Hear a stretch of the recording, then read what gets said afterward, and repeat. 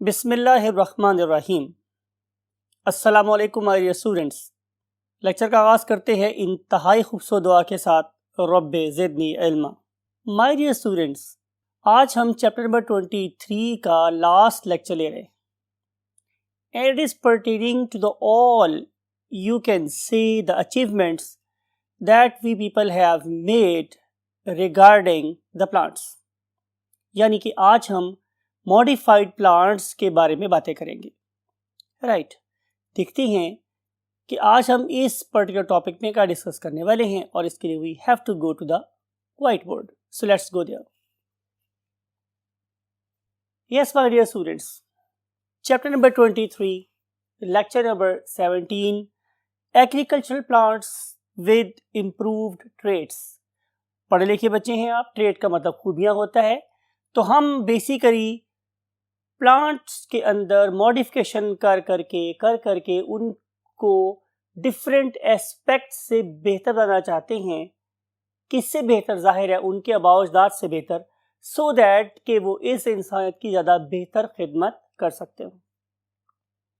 My dear students, GMPs, genetically modified plants और transgenic crops, कि हम क्यों करना चाह रहे हैं या हमने इसे क्यों किया, ये तो बाद में डिस्कस करेंगे।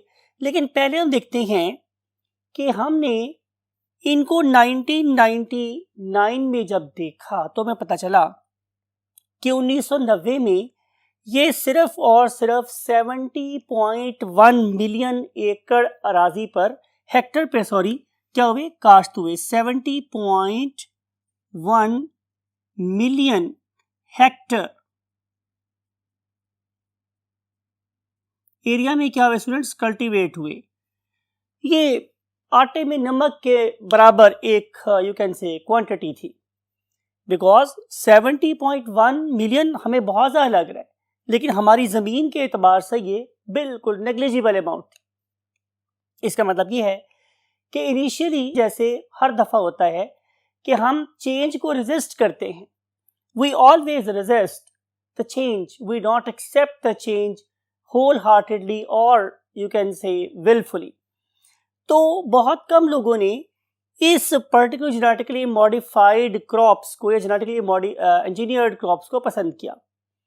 लेकिन जब लोगों ने इन पर्टिकुलर क्रॉप्स की यील्ड को देखा, इनकी खसूसियात को देखा, इनकी वजह से मुनाफे की शरह को देखा और इनकी वजह से फर्टिलाइज़र और पेस्टिसाइड्स के कम इस्तेमाल को देखा, तो फिर बहुत से लोग इस तरफ मुतवज्जे हुए। यानी कि आप देख सकते हैं कि महज 10 साल के अरसे में, मीन्स 1999 से 2009 तक ये एरिया बढ़कर 148 मिलियन हेक्टर तक पहुंच गया हुआ था। आप इमेजिन कर सकते हैं कि हमारी तवक्को क्या थी कि अगले 5 साल में ये डबल होगा, लेकिन ये अगले 10 साल में अप्रॉक्सीमेटली डबल हुआ। उसकी रीज़न मैं आपको बता चुका हूँ कि हमारा इनर्शिया है, हमारी चीज़ों को एक्सेप्ट ना करने की यू कैन से आदत है। फिर उसके बाद जब हमने 2016 में दोबारा से एनालिसिस किया डेटे का, तो हमें पता चला कि ये 185.1 मिलियन हेक्टर्स तक बात जा पहुंची। यानी कि एक और संगे भी हम अबूर कर चुके थे। यानी कि अगर आप इस 185.1 मिलियन हेक्टर एरिया को देखें तो it is equivalent to the area of China and America. Area of China and America, जाहिर है ये एक बहुत बड़ी जाइंट लीप थी in the terms of acceptability of the genetically modified crops और जेनेटिकली मॉडिफाइड प्लांट्स। लेकिन जब हमने 2019 में देखा तो हमें पता चला कि 2019 में it has cross the very very psychological barrier of 1 billion Hector. Right, तो हम 20 साल में 1 बिलियन हेक्टर तक पहुंच गए। लेकिन क्रिटिक्स ये बात करते हैं कि कोई बहुत बड़ी जंप नहीं है, कि ये जो सारा एरिया है मेरे पास टोटल जो चाइना और अमेरिका के एरिया के बराबर है, it is less than 10% of the total cultivatable land, less than 10% of cultivatable land, right? अभी भी 90% लोग जो हैं वो इन जेनेटिकली मॉडिफाइड क्रॉप्स को इस्तेमाल नहीं कर रहे, सिर्फ और सिर्फ 10% लोग इसको इस्तेमाल कर रहे हैं। जहां तक मेरा ख्याल है इस पर भी एग्जैजरेशन है, more people accepting it day by day. सवाल ये है, अगर हम इसको इस्तेमाल करेंगे तो फायदा क्या होगा? इसके इस्तेमाल के में मुख्तलिफ फायदे होते हैं। इसकी एप्लीकेशन क्या है, इसकी एक एग्जांपल आप लोगों की बुक पे गिवन है। एग्जांपल ये हमारे स्टूडेंट्स के, अगर हम अपनी फसलों को देखें तो वो दो किस्म की हो सकती हैं, ज़ाहिर है चौड़े पत्तों वाली हो सकती हैं और पतले और लंबे पत्तों वाली हो सकती हैं। हमने किया क्या है कि हम लोग अगर इस्तेमाल कर रहे हैं एक ऐसी फसल जिसके पत्ते पतले और लंबे हैं, समथिंग लाइक गंदम, something like corn, something like you can say other types of fodders, तो फिर हम चाहते हैं कि जो चौड़े पत्तों वाली जड़ी बूटियां हैं वो इस फसल में ग्रो ना करें। तो हम क्या करते हैं कि उनके ऊपर हम वीड किलर स्प्रे करते हैं, जिसके रिजल्ट में लंबे और पतले पत्तों वाले पौधे नहीं मरते बल्कि चौड़े पत्तों वाले पौधे मर जाते हैं। लेकिन माय डियर स्टूडेंट्स, ये तो गलत बात हो जाएगी, बिकॉज कि जब मैं रोटेशन ऑफ क्रॉप के ऊपर नेक्स्ट टाइम अब मैं चौड़े पत्तों वाली सब्जियां लगाऊंगा तो अब मुझे क्या करना है, अब मुझे दोबारा स्प्रे करना है। अब अगर मैं वही स्प्रे इन पौधों के ऊपर करूंगा तो क्या होगा, जाहिर है मैं सारी चौड़े पत्तों वाली सब्जियां मर जाएंगी। तो मुझे क्या करना चाहिए? क्या मुझे एक और पीस ऑफ लैंड को इस्तेमाल करना चाहिए कि जहां ये इस्तेमाल नहीं हुआ, या मुझे कुछ और स्मार्ट वे में सोचना चाहिए? तो जब हमने एक स्मार्ट वे में सोचा तो हमने ये सोचा कि क्यों ना हम लोग अपनी मर्जी के जो पौधे हैं, जो मेरे यू कैन से कमर्शियल एस्पेक्ट के पौधे हैं या फूड वैल्यू के पौधे हैं, क्यों ना मैं उसके अंदर एक वीड किलर रेजिस्टेंट जीन लगा दूं। तो जब हमने इन चौड़े पत्तों वाली अपनी पसंद की सब्जियों में वीड रेजिस्टेंट जीन डाल दिए तो फिर मेरे पास क्या हुआ कि इनके ऊपर हार्बिसाइडल चीज़ों ने और वीड किलर सब्जियों के इफेक्ट कम हो गया, खत्म हो गया। अब क्या कर अब क्या होता है माय डियर स्टूडेंट्स कि जब मैं इन चौड़े पत्तों वाली सब्जियों के ऊपर स्प्रे करता हूं तो सिर्फ और सिर्फ वही चौड़े पत्तों वाली वीड्स किल होती हैं जो हमारी नहीं हैं, जो हम जिन्हें हम बर्दाश्त नहीं करना चाहते, सिर्फ और सिर्फ वो वाली फसलें खत्म, वो वाली वीड्स खत्म हो जाती हैं और हमारी चौड़े पत्तों वाली सब्जियां बच जाती हैं।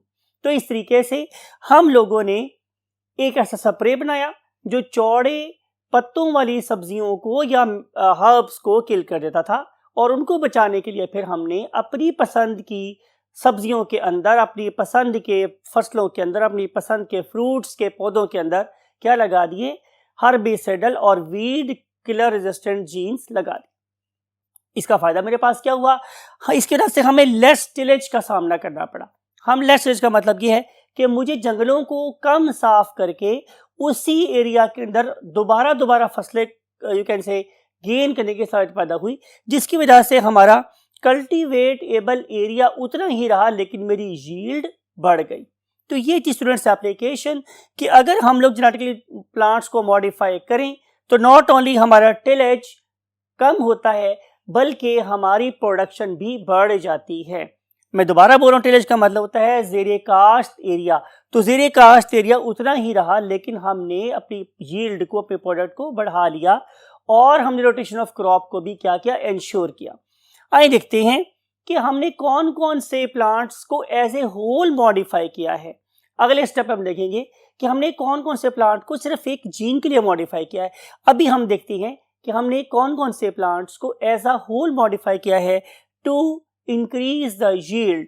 मैं कई दफ़ा बोल चुका हूँ माय डियर स्टूडेंट्स कि आज इंसानियत को शायद उतना ज़्यादा खतरा एटम बॉम्ब से नहीं है जितना पॉपुलेशन बॉम्ब से है। तो हमारी आबादी बहुत एक्सपोनेंशियल रेट से बढ़ रही है। अगर हमने इस बढ़ती हुई आबादी के साथ साथ अपनी प्रोडक्शन को ना बढ़ाया, अपनी फसलों की प्रोडक्शन को ना बढ़ाया, अपने मीट की प्रोडक्शन को ना बढ़ाया, अपने मिल्क की प्रोडक्शन को ना बढ़ाया, तो डेफिनेटली आगे ही क्या है स्टूडेंट्स के हर 10 में से 9 इंसान आगे ही किसका शिकार है, अंडर न्यूट्रिशन का शिकार है। तो अगर हम अपनी फूड की प्रोडक्शन को कोरेस्पॉन्डिंग इंक्रीज नहीं करेंगे तो ये नंबर बहुत तेजी से इंक्रीज कर सकता है। और आगे ही हमारे पास अफ्रीका में बहुत से ऐसे एरियाज हैं जो आगे ही कहत साली का शिकार है। तो हम ये नहीं चाह रहे हैं कि इंसानियत भूखी मर जाए।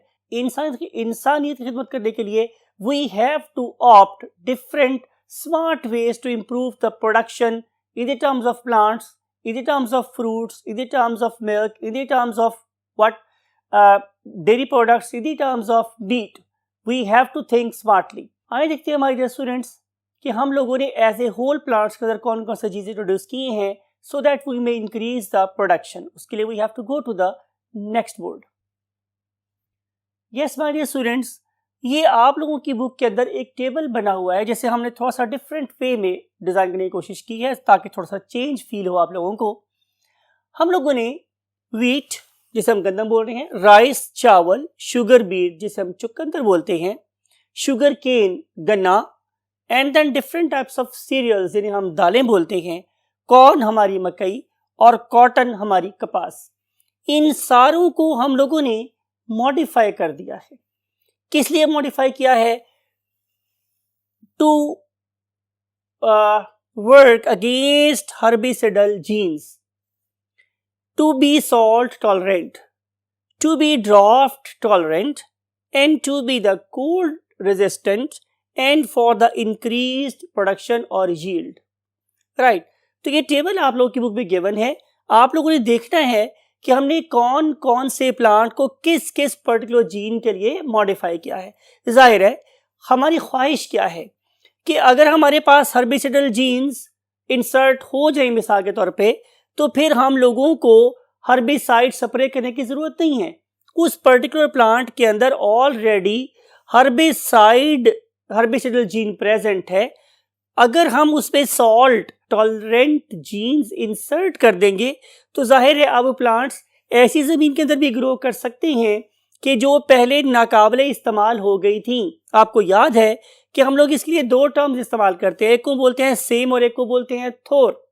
एक वाले केस में जो ज़मीन है उसमें पानी की मिक़दार बढ़ जाती है और दूसरे वाले केस में सॉल्ट की मिक़दार बढ़ जाती है। अगर आपकी ज़मीन कलराठी हो गई है, उसके साथ सॉल्ट की कंसंट्रेशन बढ़ गई है, तो फिर हमें ऐसे प्लांट्स प्रोड्यूस करने चाहिए कि जो इस particular high concentration of salt के अंदर भी ग्रो कर सकते हों। देखते हैं हमने ये काम कैसे किया, but we are doing it. फिर हमने आपको ये बात पता है हमारे स्टूडेंट कि खुश्क साली, ड्राफ्ट जिसे बोलते हैं खुश्क साली, ये एक बहुत बड़ी प्रॉब्लम है। हमारे पास ज़मीन की दो किस्में हो सकती हैं। एक को हम बोलते हैं बारानी ज़मीनें, ऐसी ज़मीनें जिनका इन्हिसार बारिश के ऊपर होता है। इसका मतलब यह है कि अगर उन इलाकों में बारिश होगी तो फसलें अच्छी होंगी और अगर बारिश नहीं होगी तो फसलें अच्छी नहीं होंगी।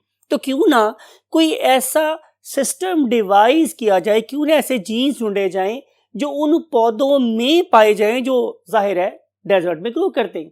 It means they have got some strategy और technique to face the drought. तो अगर हम वो वाला जीन इन पर्टिकुलर प्लांट्स में इंसर्ट कर देंगे तो अब वो बहुत कम वाटर के साथ ज़्यादा प्रोडक्ट दे सकते हैं। सिमिलरली अगर मैं किसी ऐसे प्लांट की बात कर रहा हूँ जो कोल्ड सेंसिटिव है, जिसके पत्ते मुरझा जाते हैं, जल्दी से ख़त्म हो जाते हैं, किस में ठंडे मौसम में अगर मैं उसके अंदर एक कोल्ड रेजिस्टेंट जीन इंसर्ट कर दूं तो डेफिनेटली अब वो सर्दी से नहीं मरेंगे बल्कि हैप्पीली उसमें ग्रो करेंगे, जिसकी वजह से हमारी यील्ड भी बढ़ जाएगी। तो ये कुछ हमारी सोच, हमारा वे है टू टैकल द थिंग्स। हमारे लिए सबसे बड़ी प्रॉब्लम क्या है? Population explosion. उस बढ़ती हुई आबादी के लिए रोटी कपड़ा और मकान को शायद हमारे पॉलिटिशियंस तो कभी पूरा ना कर पाए, बट मैं हमेशा बोलता हूँ कि शिकवा जुल्मत सबसे तो कहीं बेहतर था, अपने हिस्से की शम्मा तो जलाते जाते। As far as we are concerned, we are doing our job, we are trying our level best कि हम कलराठी ज़मीनों को इस्तेमाल करें, चाहे ड्राफ्ट हो चाहे ठंडक हो, हम अपनी इस इंसानियत को ज़्यादा से ज़्यादा फूड प्रोवाइड करने में कामयाब हो सकते हो।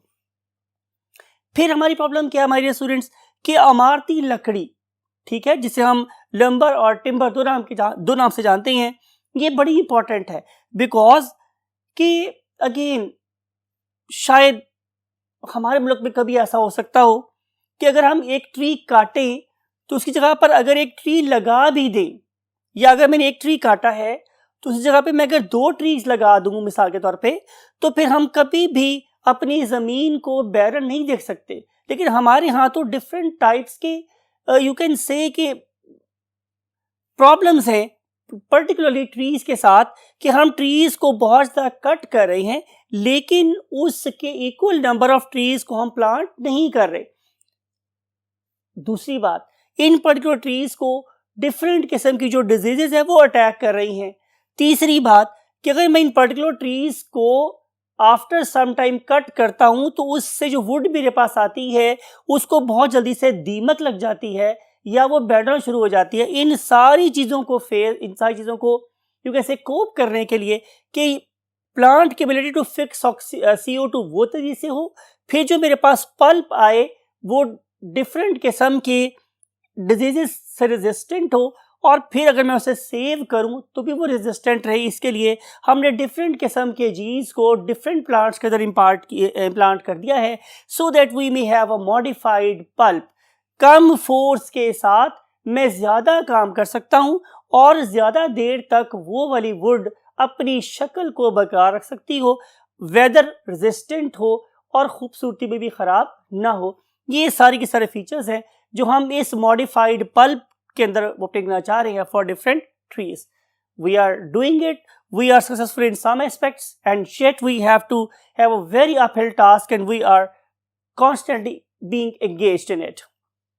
Now हम देखते हैं, मैंने आपसे कहा था कि आप लोगों की बुक में सॉल्ट टॉलरेंस के लेवल से एक बहुत इंपॉर्टेंट लंबा सा पैराग्राफ गिवन है जिसको जाहिर है मैं भी चाहता हूं कि आपके साथ डिटेल से डिस्कस किया जाए। हमारे किसान ने लालच कर करके और हमारी ज़मीन में बहुत ज़्यादा अमाउंट में फर्टिलाइज़र्स और सॉल्ट डाल डाल के मेरी ज़मीन को ख़राब कर दिया है। हमारी ज़मीनें कलराठी हो गई हैं। अगर हम इन कलराठी ज़मीनों को दोबारा से आबाद करना चाहते हैं तो मुझे ऐसे पौधे बनाने चाहिए माय डियर स्टूडेंट्स कि जो हायर कॉन्सेंट्रेशन ऑफ सॉल्ट के अंदर भी ग्रो कर सकते हों। इसके लिए मुझे इंस्पिरेशन कहाँ से मिली? एक सोच से। सोच वॉज वेरी वेरी नोबेल। वो क्या थी माय डियर स्टूडेंट्स कि हम लोगों ने ये देखा कि नंबर 1, समंदर में पौधे कैसे रहते हैं। समंदर का पानी कैसा होता है? जाहिर है हाईली सॉल्टिश, बहुत ज्यादा मिकदार होती है किसकी? सॉल्ट की, लेकिन फिर भी पौधे उसमें ग्रो कर रहे हैं। इसका मतलब यह है कि अल्लाह रब्बुल इज्जत ने इन सी वीड्स को कोई ना कोई ऐसा जीन जरूर दिया है जो इनको सॉल्ट टॉलरेंट बना रहा है। तो हम अपने रिसर्च का जो एंगल था या रिसर्च का जो फोकस था वो इन सी वीड्स की तरफ ट्रांसफर कर दिया। एक बात। उसके बाद दूसरी बात ये है हमारे स्टूडेंट्स कि हम पानी की बात कर रहे हैं तो होता क्या है कि दुनिया में available water that may cause rain is very limited. All तो दुनिया में 6% एरिया पे कहीं ना कहीं बारिश हो रही होती है, लेकिन जो 6% बारिश की डिस्ट्रीब्यूशन है वो ग्लोब पे यूनिफॉर्म नहीं है, कहीं ज़्यादा है, कहीं कम है, कहीं दरमियानी है। तो हमने सोचा कि क्यों ना हम सॉल्ट वाटर को यूज़ करें, राइट। तो हम लोगों ने उस पर्पस के लिए सॉल्ट वाटर को इस्तेमाल करना शुरू किया। और नंबर 2, उन सी वीड्स में से जीन ऑफ इंटरेस्ट निकाले और उन्हें प्लांट्स के अंदर लगा दिया। सवाल ये था कि वो जीन ऑफ इंटरेस्ट प्लांट के सेल के अंदर करता क्या है? तो आंसर ये है कि इन पर्टिकुलर जीन्स के अंदर ये एबिलिटी होती है कि वो इन पर्टिकुलर प्लांट सेल्स के अंदर प्रेजेंट सेल वैक्यूल्स में क्या इंसर्ट करे? 2 बड़ी important protein channels. Number 1, that can transport sodium inward the vacuole. Number 2, वो को ट्रांसपोर्ट करे हाइड्रोजन आयंस इन इट। ठीक है, अगर आप इस पर्टिकुलर एनिमेशन को देख रहे हैं तो आप देखेंगे कि कॉन्स्टेंटली इन पर्टिकुलर प्लांट्स के अंदर क्या है? सॉल्ट रिच वाटर आ रहा है। अब अगर कॉन्सेंट्रेशन ऑफ सॉल्ट बहुत ज्यादा हो जाए माय डियर स्टूडेंट्स तो जाहिर है सेल श्रिंकेज का शिकार हो सकते हैं। तो नेचर ने क्या दिया? इनको खास किस्म के वैक्यूल दिए। वो वैक्यूल क्या करते हैं? लुक एट दिस कि वो सोडियम को अपने अंदर स्टोर कर लेते हैं। When this particular sodium become isolated from rest of the cells, तो rest of the cell can perform its normal activities very effectively. So this is how these particular salt tolerant plants they can grow happily in the salty soils। बात समझ आ रही है? बल्कि ये देखा गया कि जब हम इन पर्टिकुलर प्लांट्स को मॉडिफाई करते हैं, जिसकी बेस्ट एग्जांपल मेरे पास अरेबिडोप्सिस है। तो इन पर्टिकुलर प्लांट्स को ग्रो करवाने के लिए बल्कि हमें एक्स्ट्रा सॉल्ट वाला वाटर देना पड़ता है। तो अगर आप चाहते हैं कि आपके पास ऐसी फसलें, ऐसे पौधे पैदा हों, something like wheat, rice, sugar cane, sugar beet, blah blah, corn etcetera, तो फिर हमें क्या करना पड़ेगा, हमें इनकी अगर ग्रोथ करवानी है सॉल्टी सॉइल के अंदर, तो मुझे इसके अंदर भी ये वाले जीन इंसर्ट करने पड़ेंगे। तो बहुत से केसेस में हम कामयाब हैं, लेकिन बहुत से केसेस में again research is going on and we are doing our level best कि हम इन पर्टिकुलर प्लांट्स के अंदर भी ये वाले प्रोटीन चैनल इंसर्ट कर दें जो प्लांट के सेल के साइटोप्लाज्म में से सेलेक्टिवली सोडियम को एब्जॉर्ब करके अंदर स्टोर कर ले और प्लांट के सेल की नॉर्मल मेटाबॉलिज्म को अफेक्ट ना करे। तो ये है स्टूडेंट्स हमारी एक मैकेनिज्म कि जिसके जरिए से हम एक प्लांट को जो कि सॉल्ट टॉलरेंट नहीं था उसे हम सॉल्ट टॉलरेंट बना दें। आगे हम देखेंगे कि हम लोगों ने फूड की क्वालिटी को कैसे इन्हांस किया, किन पौधों में इन्हांस किया है और उनका फायदा हमें क्या हुआ। For this purpose we have to go to the next part of the board. Yes my dear students, अब हम बात करेंगे फूड की क्वालिटी के बारे में। यू नो प्रीवियस बोर्ड्स पे हमारा सारा फोकस किस पे था, फूड की क्वांटिटी पे, बिकॉज कि हमारी आबादी बहुत तेजी से बढ़ रही है और हमने उसको फूड देनी है। After making significant amount of food, अब हमारी ख्वाहिश क्या है कि वो जो फूड हमारे पास आ रही है हम उसकी क्वालिटी को भी बेहतर करें। उस पर्पस के लिए लुक एट दिस, हम चाहते हैं कि हम उनके अंदर मोनोसैचुरेटेड फैटी एसिड की मिकदार को बढ़ाएं। फिर हम चाह रहे हैं कि हम उसमें कॉन्सेंट्रेशन ऑफ ऑलिक एसिड बढ़ाएं। Then we want to increase the concentration of vernolic acid and finally we want to increase the concentration of ricinoleic acid। सवाल ये है कि ये हम काम क्यों करना चाह रहे हैं। इसमें से जो मेरे पास पहली दो चीज़ें हैं वो डेफिनेटली मेरे लिपिड मेटाबॉलिज्म की इस्लाह के लिए ज़रूरी है। ये जो मेरे पास दो चीज़ें हैं वर्नोलिक एसिड और रिसिनोलिक एसिड, ये दोनों की दोनों चीज़ें या दोनों के दोनों जीन्स या उनकी जो प्रोडक्ट्स हैं वो मैं बेसिकली इस्तेमाल करता हूँ इंक्रीजिंग द हार्डनेस, किस में, पेंट में और प्लास्टिक में। यानी कि मैं इंडस्ट्रियल यूज की जीन्स को भी प्लांट्स में इंसर्ट करता हूं। उसका फायदा मेरे पास ये होगा कि अगर मैं इन पर्टिकुलर प्लांट्स की प्रोडक्ट्स को ऑब्टेन करूं तो पेंट्स और प्लास्टिक्स की हार्डनेस को बढ़ाने के जो प्रोडक्ट्स हैं मींस वर्नोलिक एसिड और रेसिनोलिक एसिड भी मुझे प्लांट बॉडी से मिल सकते हैं। और सवाल ये था कि क्या सोयाबीन के पास ये वाले जीन्स हैं, तो आंसर इज नो। तो फिर मैंने वर्नोलिक एसिड और रिसिनोलिक एसिड के जीन कहाँ से लिए, तो आंसर है एक प्लांट है वेरनोनिया और एक प्लांट है कैस्टर प्लांट। हम लोगों ने यहाँ से ये जीन ऑफ इंटरेस्ट लिए और उसे उठा के हमने सोयाबीन प्लांट के अंदर इंसर्ट कर दिया। अब सोयाबीन नॉट ओनली मुझे दे रहा है monounsaturated fatty acid, it is also giving me oleic acid, vernolic acid and ricinoleic acid. Got the point. फायदा definitely better quality of the plastics and the paints. फिर हमने किया क्या हमारे स्टूडेंट्स, अब हम चलते हैं कि अगर हम प्लांट को ओवरऑल मॉडिफाई करना चाहते हैं टू इंक्रीज द यील्ड और प्रोडक्टिविटी, तो मुझे क्या करना पड़ेगा। ये बातें आपसे पहले हो चुकी हैं, दोबारा से जल्दी से रिकैप देखते हैं। यू नो दुनिया में सबसे ज्यादा जो एंजाइम पाया जाता है, सबसे ज्यादा जो प्रोटीन पाई जाती है उसका नाम होता है RUBP, ribulose bis phosphate. You know ribulose bis phosphate is end product of C3 cycle and this particular RUBP has the ability to accept the CO2 from the environment and convert this 5 carbon compound into 6 carbon compound that readily split into 2-3 carbon compounds। ये सारी की सारी बातें हम लोगों ने C3 cycle में और फोटोसिंथेसिस के प्रोसेस में मेल्विन केल्विन साइकिल में डिस्कस की हुई है। प्रॉब्लम ये है हमारे स्टूडेंट्स कि अगर मैं RUBP की ही बात करूं तो फिर ये करता क्या है कि एक वक्त में सिर्फ एक CO2 का मॉलिक्यूल एक्सेप्ट करता है। अगर एक वक्त में एक CO2 का मॉलिक्यूल एक्सेप्ट करने की बजाय 2 मॉलिक्यूल एक्सेप्ट करना शुरू कर दे तो इसके 2 फायदे होंगे। पहला फायदा तो यह है कि जाहिर है तेजी से मैं एनवायरनमेंट में से CO2 खत्म कर सकता हूं।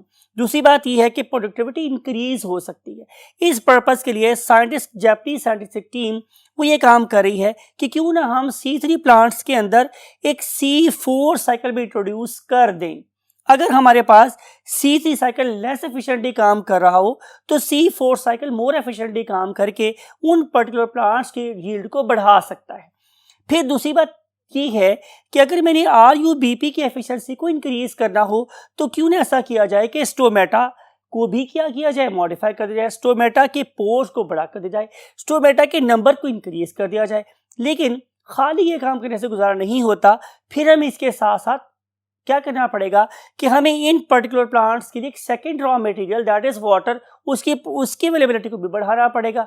और अगर RUBP के इंक्रीज होने से प्रोडक्शन ऑफ फोटोसिंथेट बढ़ गई है तो फिर उस पर्टिकुलर फोटोसिंथेट को ट्रांसपोर्ट करने के लिए फ्लोएम को भी मॉडिफाई करना पड़ेगा। इसका मतलब ये है कि एज अ होल प्रोडक्टिविटी को इंक्रीज करने के लिए मुझे एज अ होल ही प्लांट को मॉडिफाई करना पड़ेगा। लेकिन हजारों साल नरगिस अपनी बेनूरी पे रोती रही, बड़ी मुश्किल से होता है चमन में दीदावर पैदा।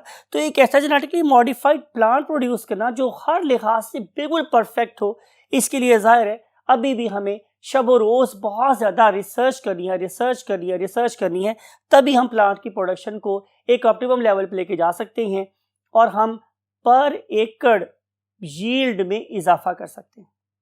आइए देखते हैं कि हम लोगों ने एक पर्टिकुलर जीन को अगर इंसर्ट किया एक प्लांट के अंदर तो उससे में क्या क्या फ़ायदा हुआ और उसे हमने इंसानियत के फ़ायदे के लिए कहाँ कहाँ इस्तेमाल किया। For this purpose we have to go to the last part of the board.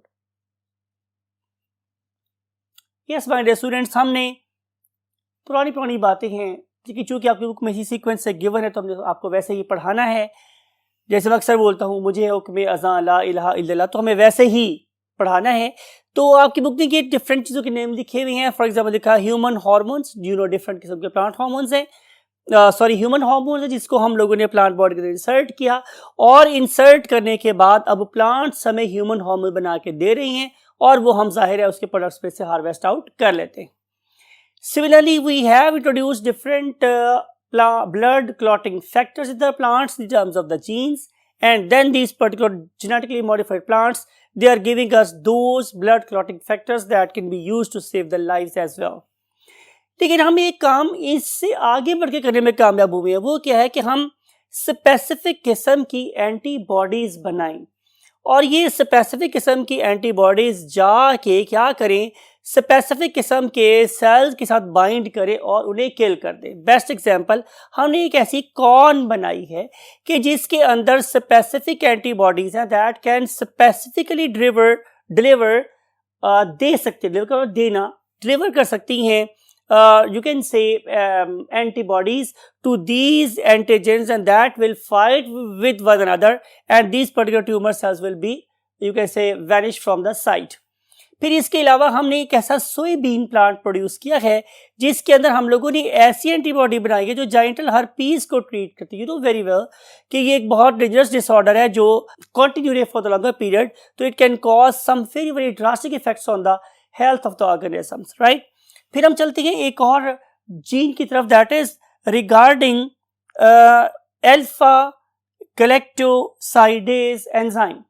You know this particular enzyme, it is very very important because अगर ये एंजाइम मेरे पास है, हमारे स्टूडेंट्स, तो फिर मेरे पेशेंट के अंदर गैलेक्टोज की एक्यूमुलेशन नहीं होगी।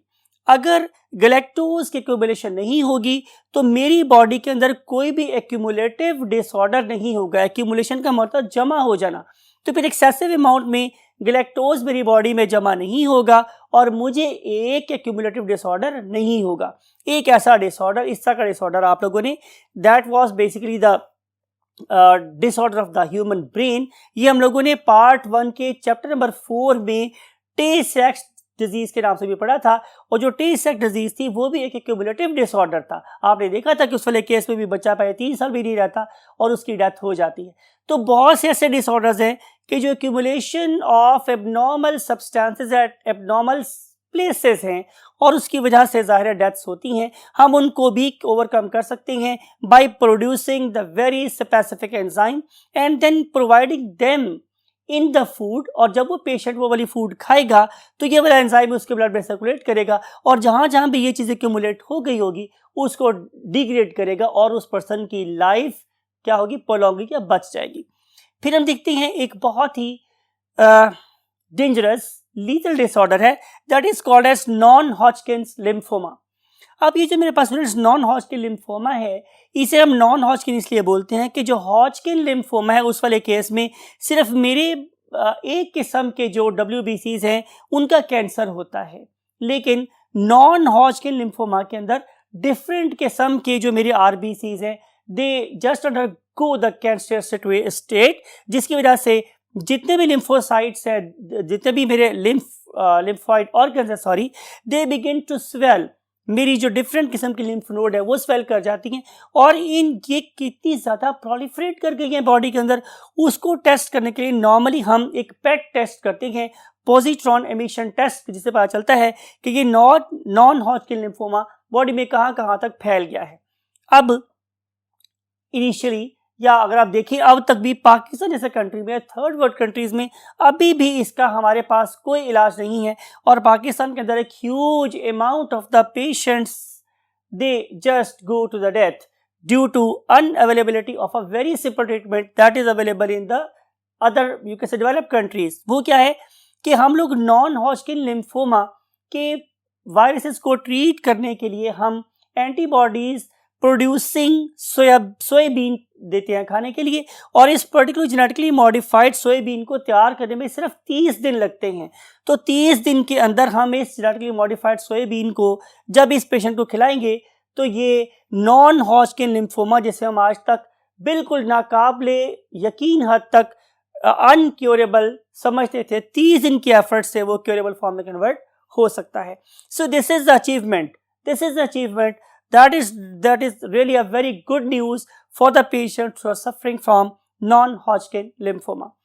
तो वर्ड इज वाइड ओपन, आपके पास सोचने के लिए और करने के लिए बहुत कुछ है। Most important thing is how smartly you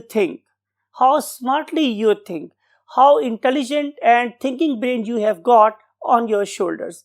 और जैसे आपको पता है कि मैं हर लेक्चर के इख्तिताम पे आप लोगों की हक पे दुआ करता हूँ, मेरी आज भी आपके लिए यही दुआ है कि अल्लाह ताला आप लोगों को एक स्मार्ट वे में सोचने वाला एक फर्टाइल थिंकिंग ब्रेन दे, और आप इसको इंसानियत के फ़ायदे के लिए इस्तेमाल कर सकते हो। इसी दुआ के साथ और इस नसीहत के साथ कि आप अपने और अपने वालिदैन का ख्याल रखने में बहुत ज़्यादा कामयाब हों और ज़िंदगी में भी बहुत ज़्यादा कामयाब हों, और जब कभी नमाज़ पढ़ें तो हमारे लिए ज़रूर दुआ करें। आई वॉन्ट टू से यू अल्लाह हाफ़िज़।